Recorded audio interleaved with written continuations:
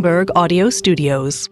Podcasts, radio, news. David Rubenstein joins us here. He is a co-founder and co-chairman of the Carlyle Group and owner of the Baltimore Orioles, as well as Cal Ripken Jr., talking about those O's.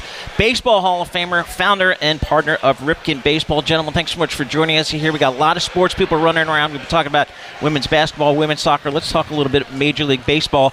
You guys are up a game in the win column on my Yankees. It's going to be a great last few weeks of the year. David, I want to start with you here.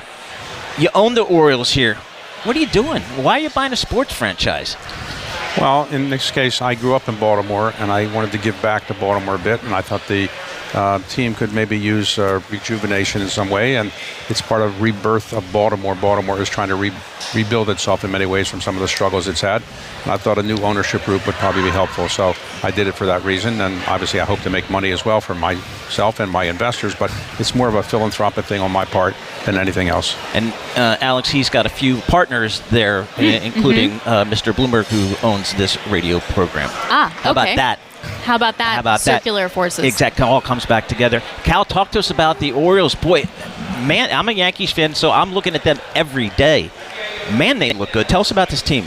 It's an exciting young team to watch, talent all over the place. We've had little problems with injuries in our pitching staff, but when you have a deeper minor league system, sometimes when somebody gets hurt, it's an opportunity for someone else. So they're playing really well.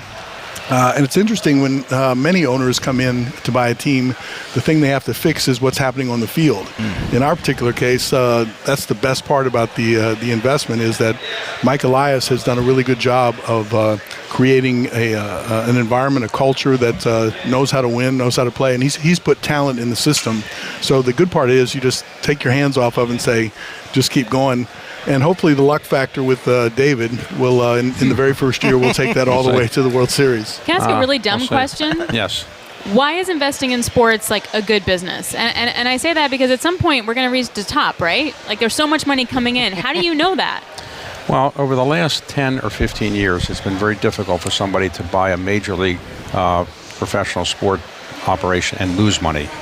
People have made staggering sums. Now, of course, that tends to attract more money, and as you suggest, at some point there's always a peak. But right now, the interest in sports is so dynamic that the live television, despite your view and my view that live television should focus on interview shows, actually it focuses on live sports.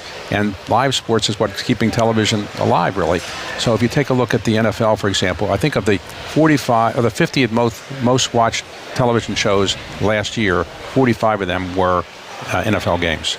And now baseball sees a lot of people, has a lot of people watching as well. So there's a view that as the population increases and as other things seem to be less attractive, sports is still very, very attractive. And so the TV contracts are going up. And as a result, for example, the NBA just negotiated $77 billion worth of contracts. It's expected in 2 years that the NFL will top that number. So that's what is driving it. And also it's a global phenomenon. People now are buying sports teams not only in their own country, but everywhere in the world. And so it's really not just a U.S. phenomenon.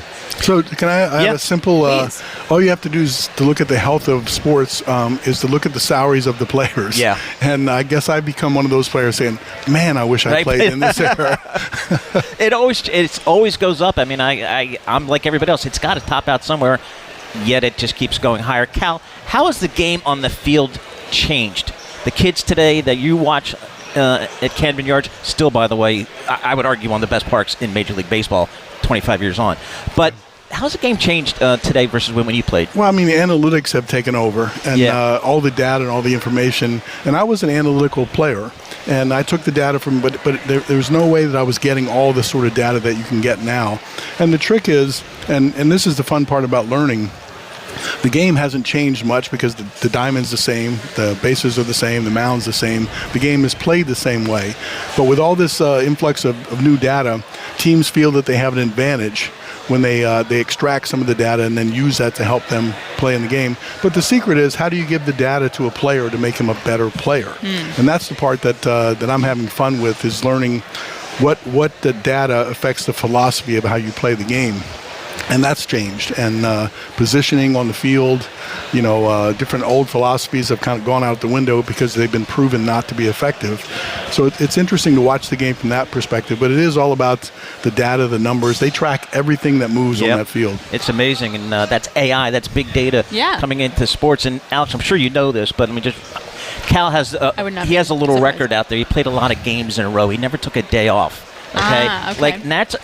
That is something that it'll never be broken now. So given the way it's I wish changed. I was wearing probes or something that could figure out how I could do that, because I'm asked all the time, how in the world you play all those games in a row, and I don't know. Well, I guess my question would be, with the analytics, that's never going to happen again. Not even going to get close. Well, I think they're predicting now, at least in a medical sort of way, when that you might be inclined to have an injury. Right. And so if they start to think that you might have an injury, then they put you on the list a little early, the injury list a little early, and they're looking at the long term as opposed to the short term. But I don't know if that's a good thing or a bad thing.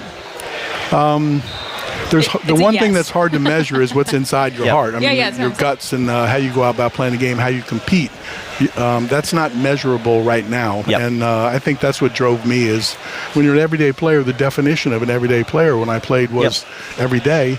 I had the body type in which to do it. I healed really well. And I could play through pain. And when you find out that you can play through being less than 100%, because I would argue that even if you play 140 games, you're still playing at less than 100%. Maybe the only time you're 100% is the first day of spring training. Right. And then you end up moving towards the year. So that's the hard part where that's not measurable. Yep. And I like to see players that push through and force themselves to play every game to see how they do it. You don't see that too much anymore. Hey, David, and aside from the Orioles, you've got a day job here, co-founder and co-chairman of the Carlyle Group. Perfect time to ask you this question. I know you bought the Orioles as an individual as part of a partnership. Right. Now private equity, the NFL has allowed private equity come in as part ownership. What do you think about that? Well, Carlyle is one of the groups that's permitted, so I guess I am happy for it. Yes.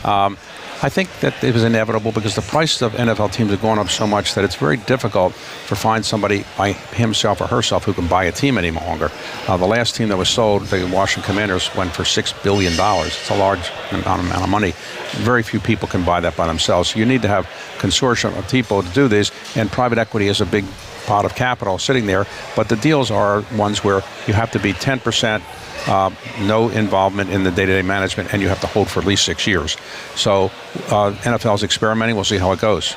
So, Cal, you have had minor league investments, but this is the first time that both of you have had major league investments. How did this come about? How did the partnership come about? How's it going? Walk us through it. Well, the owner of the team for the last 30 years was the Angelos family. I had talked to them over last summer about a possible sale, and it came to be. But I wanted to have people in the consortium that were more connected to Baltimore and baseball than maybe I was, because I had grown up in Baltimore, but I haven't lived there for a while. So I talked to a number of people in Baltimore, and some of the people who were also connected with the Orioles. And obviously, the first call I made was to Cal Ripken. They said he would like to invest and also help us in other ways, which he's doing. So I think it's worked out quite well, and win-win for Baltimore and for our And Cal, that was like team. a no-brainer for you? Picked up the call, you're like, yep. Absolutely no-brainer. I felt like I've been an Oriole through and through my whole life. I mean, I grew up in and around the Baltimore area. My dad was in with the Orioles. The first 14 years of my life, he was a minor league manager. And then you have a dream to be a player. You get drafted by the team you want to get drafted by. You play your whole career with that team. So I know that I went off for a little while, and you buy minor league teams, you learn about business in other ways. You put your head down. You don't pay much attention to what's happening at the Orioles. But when David called, it was an opportunity to get back in, to look at it from the inside, looking out. And I'm really surprised that I'm way into it now. I used to think the whole world revolved around baseball, and then you get out and you realize it doesn't. But then now it seems like the world revolves around baseball again. Of course. And to put it in context for those who don't know the record, Lou Gehrig played in 2,130 consecutive games. People thought that was the unbreakable record. Cal Ripken did 2,632 games over 17 years, not missing one day. And all of us who work day to day for a living in non-athletic things, can you imagine going to work 17 years in a row without missing a day? Exactly. Cal, what do you think the Orioles need to work on over the next couple of years here? Again, I'm looking at the record. The record is great.